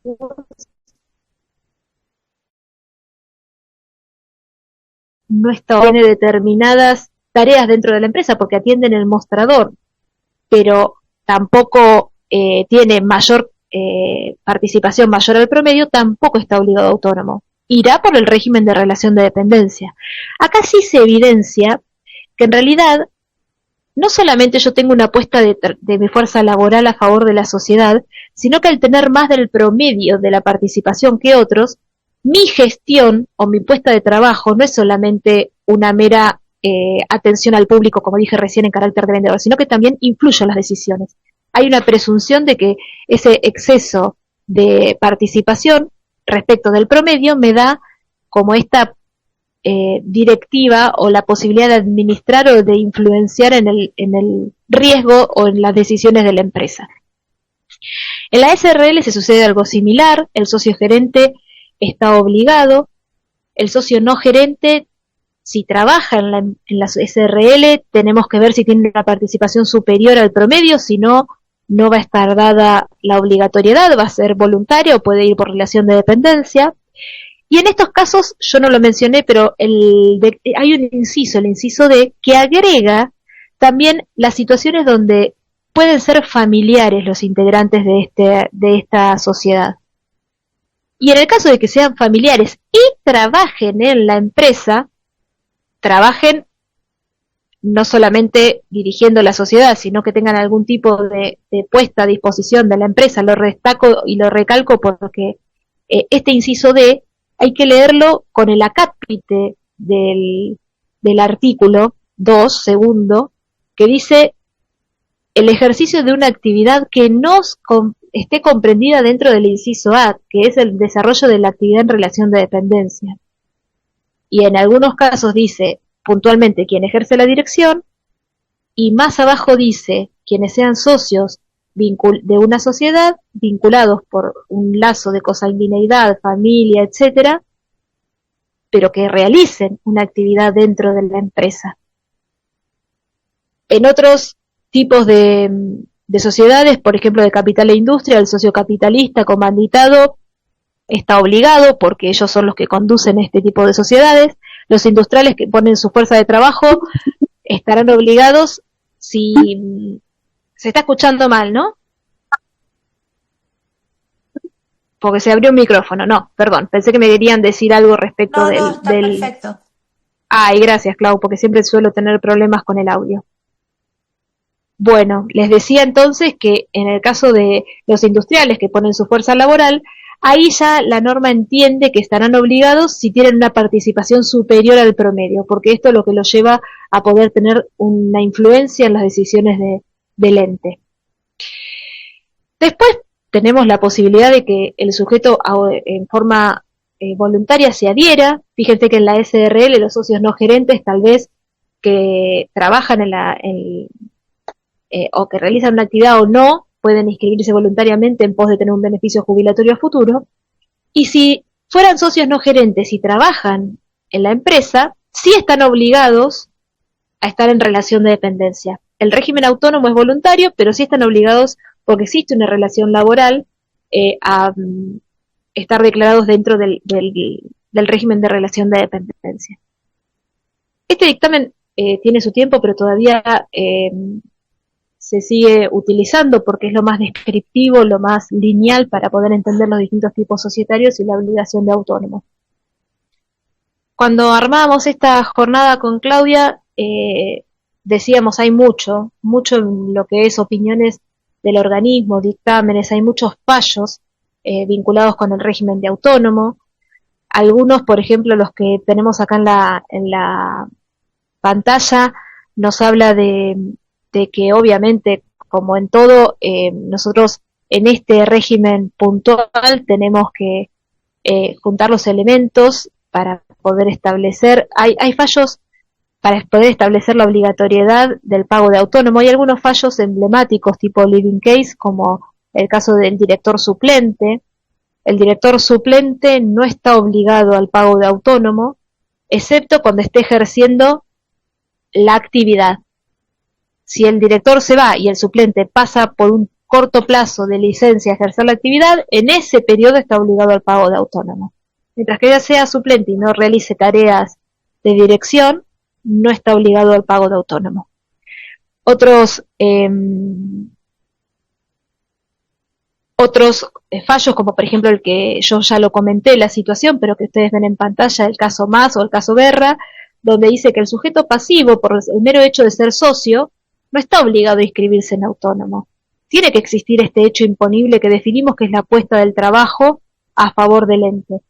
Y lo destaco porque en algunas oportunidades nos ha pasado que llegan algunos sujetos socios, integrantes de una sociedad de SRL.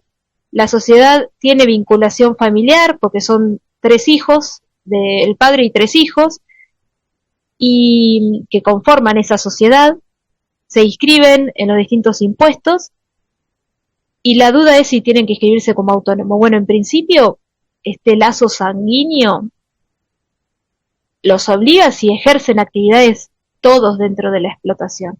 Si solo el padre es el socio gerente y él es el que realiza la conducción de la sociedad, el único que estaría obligado al pago de autónomo sería el padre, no los hijos, aunque el inciso D diga los socios que estén vinculados por lazos sanguíneos, porque ese inciso hay que leerlo en conjunto con el acápite, como les decía hace un ratito del artículo, que dice siempre que realicen alguna de las actividades que será el trabajo, la puesta a disposición, el hecho imponible que nosotros definimos para este impuesto.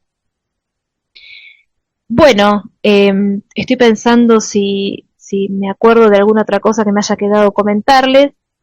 Voy a chusmear un poquito. A ver, sí. Nos aparecen desafíos, ¿no? Nos aparecen bastantes desafíos, porque como les decía, estamos encontrándonos frente a nuevas situaciones de relaciones laborales o nuevas situaciones de nuevas cuestiones de profesiones, de trabajos independientes, de vinculaciones económicas distintas a las que estábamos acostumbrados. Cuando nosotros, para mí uno de los grandes desafíos que tenemos hoy y que nos ha tocado, por ejemplo, en forma personal acá en la región, es el caso de los monotributistas con trabajadores colaboradores independientes y el régimen del PADIC, porque quizás parecen importes muy grandes, pero en algunas oportunidades estos importes comparados con las cargas sociales de relación de dependencia no son tan grandes, ¿no? Entonces, ¿cómo distinguimos que un sujeto que está como monotributista, como autónomo, no es una relación laboral encubierta? Les cuento, a mí me parece interesante siempre este análisis, me parece, no soy una genia, ¿no? Pero lo hago como un ejercicio mental, el tema de, en estos casos de monotributistas colaboradores, volver a retomar el concepto de relación de dependencia bajo las 3 tipos de subordinaciones.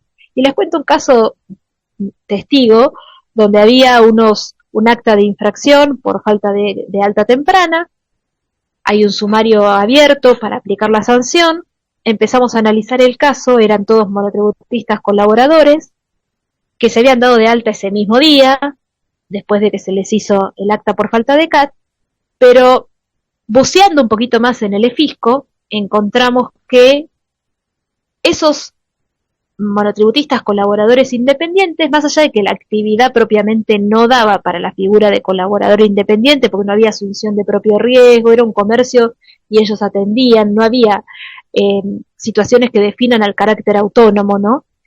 Pero más allá de ello, encontramos que estos mismos sujetos habían estado en relación de dependencia de un contribuyente que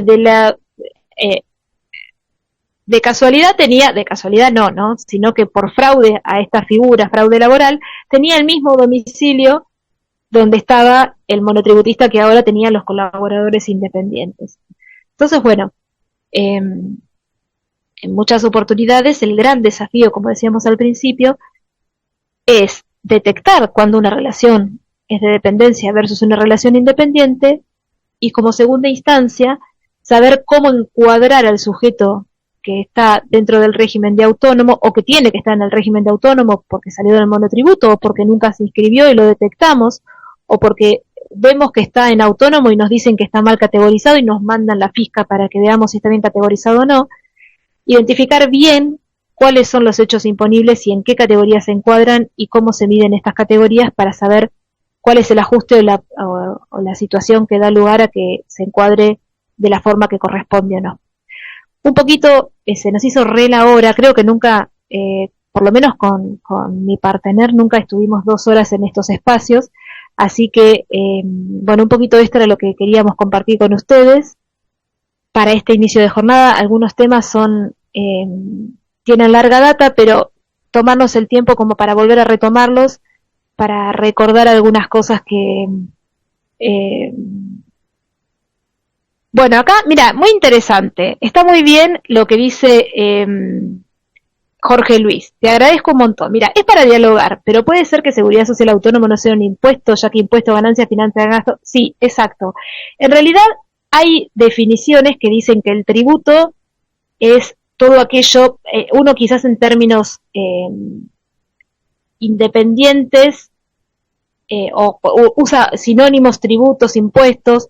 La realidad es que la definición de tributos es el género y la especie sería impuesto y hay tasas y contribuciones. En la apertura, como dice Jorge, te agradezco, gracias la apreciación, en la apertura nosotros tenemos algunos impuestos que no hay vinculación directa con el sujeto y el autónomo puntualmente tiene una vinculación directa. En realidad son regímenes parte del sistema de seguridad social. Yo utilicé quizás el término impuesto como para poder utilizarlos a veces, para no repetir tantas veces, un tributo que tiene las condiciones de los principios constitucionales de legalidad, progresividad, proporcionalidad, etcétera. Pero te agradezco mucho la aclaración, Jorge, es correcto.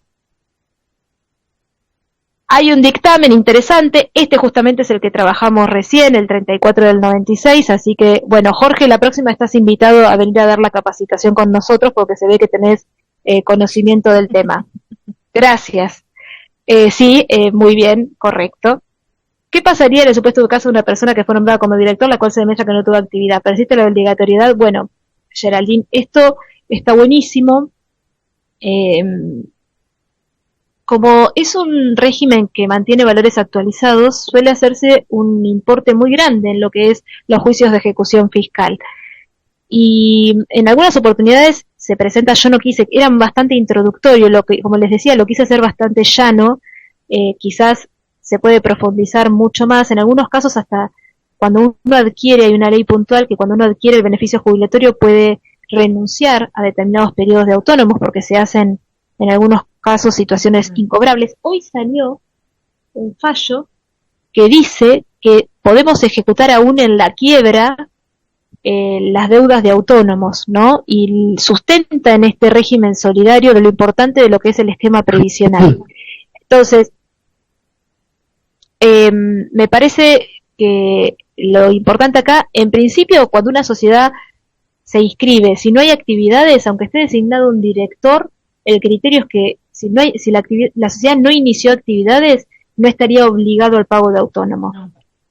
Pero también, si una sociedad tuvo actividad y de golpe no la tiene, y tenemos que, ¿cómo justificamos que no la tuvo? ¿Qué gestiones implican que existe una conducción o no? Ahí es donde se plantean obviamente los elementos que la fiscal, las cuales pueda munirse para ejecutar esta situación, que si va a una instancia judicial se genere el cobro o no. ¿Se puede inscribir un afiliado como afiliado voluntario en forma retroactiva de pagar con intereses siempre que el día de inscripción sea menor? Bueno, en realidad, como nos pregunta este participante, en este caso, generalmente uno no hay inscripciones retroactivas de impuestos cuando se demuestra que el hecho imponible se generó. En el caso de los afiliados voluntarios, no existe esta posibilidad. Hay algunos casos donde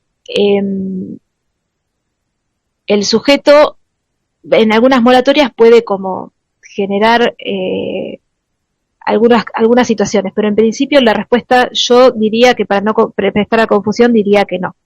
Bueno, y él agrega algo muy importante, esta persona que hace la pregunta, que es si el día de la inscripción es menor a 55 años. Claro, porque el voluntario tiene que ser menor a 55 años. No puede ser mayor, porque si no ya hay una presunción de que se está generando a los efectos de cobrar un beneficio previsional y claramente se entiende que estás un poco justo, ¿no? Para eso existe la voluntariedad en tiempo y forma. No sé si, gracias, pero no sé si fue muy clara, porque en realidad no está, la mayoría de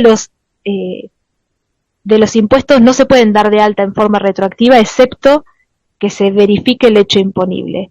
Y en el caso, bueno, de la voluntariedad, no hay un ejercicio de una actividad, entonces yo entiendo que no correspondería.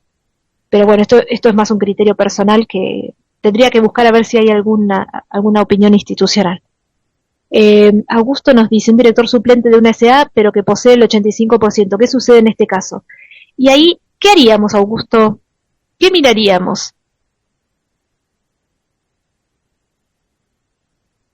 Nosotros siempre tenemos que chequear si existe el hecho imponible, ¿no?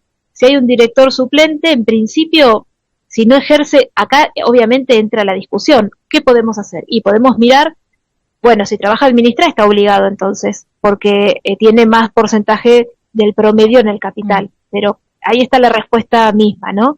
Si nosotros no vemos que el director suplente realiza actividades, que es lo difícil, porque si tiene el 85% del capital, a menos que sea una persona que ya le dejó la dirección a su hijo y se dedica meramente a viajar por el mundo y a cobrar dividendos, bueno, pero si no es como que tendríamos que ver si las actas las firma él, porque algunas personas con ese porcentaje no tienen ganas de despegarse de la conducción o la administración. Exacto.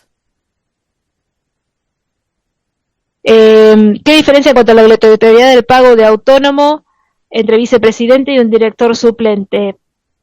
En realidad, el ejercicio de la conducción administración, ¿qué hace el vicepresidente? Tendríamos que ver qué hace el vicepresidente, ¿sí? Porque son representantes de distintos órganos, uno es la asamblea, otro el directorio, entonces nosotros tendríamos que ver qué tareas realiza. Si el vicepresidente está realizando tareas de administración, de gestión, vemos qué participación tiene dentro del capital, y bueno, en ese caso analizaremos si corresponde o no la obligatoriedad. Tal vez realiza tareas, no tiene participación, bueno, entonces no le corresponde o tiene que ir a régimen de relación de perdón, en ese caso tiene que ir a relación de dependencia. Habría que ver cada caso. Pero hacemos esta última y cerramos porque si no nos van a matar, Sí, chicos, en mi casa me van a matar. Hubo una consulta a exactamente. nuestra dependencia, un barrio cerrado con formato de sociedad anónima distribuyendo acciones, al presidente le corresponde el pago de autónomos mientras dura su presidencia. Sí. De vuelta, volvamos a analizar. ¿Existe el hecho imponible? Independientemente, ¿qué hace este sujeto? ¿Tiene participación qué participación cuántos lotes tiene en el barrio? ¿Tiene 3 y todo el resto tiene 1? Bueno, vayamos a analizar, no hay una respuesta directa para esto, hay que analizar con los elementos qué situación tiene este sujeto. Lía, perdón, nos redemoramos hoy, nos pusimos a charlar. No, está bien, estuvo interesante. Muchas gracias. Muchas gracias a las chicas, a Claudia y a Estela, y a todos los No, de nada. presentes, porque bueno, es un nuevo año del ciclo de diálogos tributarios. Los esperamos el jueves 28 con salidas no documentadas por Julián Fom. Muchas gracias a todos.